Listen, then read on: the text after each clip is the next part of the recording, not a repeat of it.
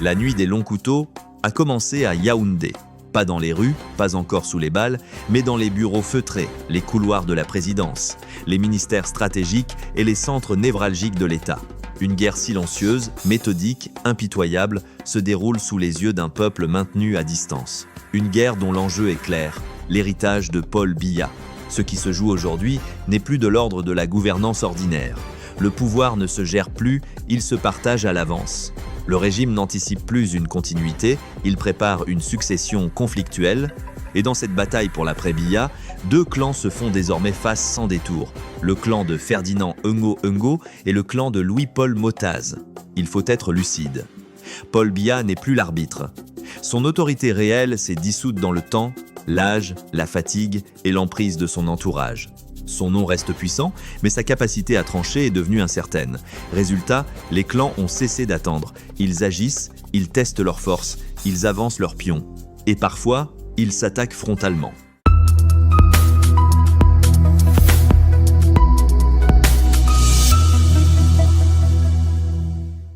La nuit des longs couteaux n'est pas un événement soudain, c'est un processus, une lente montée en tension où chacun règle ses comptes, sécurise ses positions et affaiblit l'adversaire.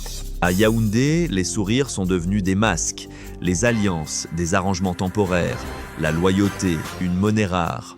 Le dernier champ de bataille de cette guerre interne n'a rien d'anodin, il s'agit du port autonome de Douala, le cœur économique du Cameroun, le point d'entrée et de sortie des marchandises, le nœud logistique par lequel transitent les devises, les équipements stratégiques et les armes. Celui qui contrôle le port ne contrôle pas seulement l'économie, il contrôle le rapport de force futur. Depuis plusieurs jours, le pays assiste à un bras de fer spectaculaire autour du contrôle du scanning des marchandises. Officiellement, le débat est technique. On parle de performance, de modernisation, de contrats. En réalité, c'est une lutte de pouvoir brutale. D'un côté, la société SGS, installée depuis des décennies. De l'autre, Transatlantic Day SA, que certains veulent imposer à marche forcée. Il ne faut pas se tromper d'analyse. Derrière SGS se trouve le clan Motaz. Derrière Transatlantic Day SA se profile le clan Ngo. Ce n'est pas une bataille d'entreprise, c'est une bataille de clans. Une bataille pour le contrôle d'un levier stratégique essentiel dans la perspective d'une transition chaotique. L'offensive est lancée par le secrétaire général de la présidence, Ferdinand Ngo, appuyé par son allié Cyrus Ngo, directeur général du port de Douala, tente d'imposer Transatlantic Day, SA, pour évincer SGS. L'opération est lourde, rapide, presque brutale. Elle vise à priver le clan adverse d'un de ses principaux bastions économiques, à l'asphyxier financièrement, à réduire sa capacité de nuisance. Mais la riposte ne se fait pas attendre. Louis-Paul Motaz comprend immédiatement l'enjeu. Perdre SGS, c'est perdre un pilier stratégique. Il bloque le processus. Il active les leviers administratifs, juridiques et politiques à sa disposition. Le message est clair, cette prise de pouvoir ne se fera pas sans résistance. La tension monte. Les coups ne sont plus feutrés. Ils deviennent visibles.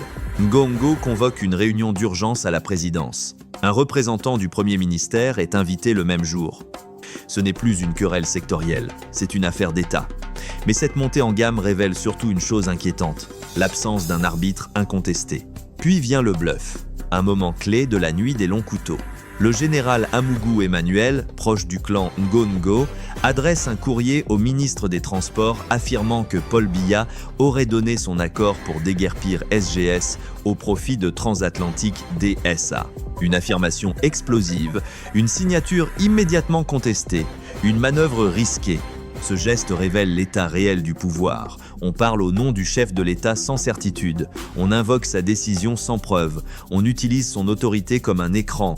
Paul Biya est devenu un symbole manipulable, un tampon administratif, un alibi politique. La contre-attaque arrive rapidement. Le Premier ministre Dion Gut, perçu comme proche du clan Motaz, entre dans l'arène. Il casse la manœuvre d'un argument simple mais imparable. Un contrat ne peut être rompu par ceux qui ne l'ont pas signé. Le contrat de SGS court jusqu'en 2032. Point final, le clan Ngo encaisse un revers. Puis survient la défection. Galbibé, ministre des Transports, lâche Ngo. Il se range clairement du côté de Motaz. Il martèle publiquement que le contrat de SGS est valide. Dans toute guerre de clans, ce moment est décisif. Lorsqu'un allié change de camp, il envoie un signal à tout l'appareil d'État. Le vent tourne. Mais cette guerre ne se limite pas au contrat. L'enjeu réel est beaucoup plus sombre. Celui qui contrôle le port contrôle les flux. Et dans un contexte de succession incertaine, le contrôle des flux signifie aussi le contrôle des armes. Chaque clan anticipe un scénario de confrontation. Chacun se prépare à survivre, voire à conquérir si la transition dégénère. Pendant que ces hommes se livrent à cette bataille sans merci, le peuple reste largement spectateur, distrait, désorienté, maintenu dans une forme d'anesthésie politique. Les véritables enjeux sont masqués par des polémiques secondaires, des divertissements futiles, des illusions de normalité. Pendant ce temps, l'avenir du pays se joue ailleurs. Au sommet de cette pyramide fragile, Paul Biya observe, ou subit. Le chef de l'État n'est plus le pilote, il est devenu l'enjeu. Son maintien artificiel au pouvoir a créé un vide dangereux. Un vide que les clans tentent désormais de combler par la force, la ruse et la manipulation. Le drame n'est pas seulement que le vieil homme approche de la fin de son règne, le drame est qu'il a laissé derrière lui un système sans règles claires de succession, sans garde-fou, sans arbitre crédible. Il a laissé les clés de l'armurerie à des hommes qui se méfient, se détestent et se préparent à s'affronter. La nuit des longs couteaux à Yaoundé n'est donc pas une métaphore excessive. Elle décrit une réalité politique, une phase où les coups bas remplacent les institutions, où les alliances éclatent, où les lignes de fracture deviennent visibles et où le risque d'embrasement national augmente à chaque manœuvre. Les Camerounais doivent ouvrir les yeux. Car lorsque les clans se battent pour l'héritage du pouvoir, ce sont toujours les peuples qui paient le prix. Le sang ne coule pas encore, mais les mécanismes sont en place. Le feu est là, la mèche est courte. La bataille pour l'héritage de Biya a commencé. Et si rien ne change, elle ne se terminera pas sans dégâts majeurs.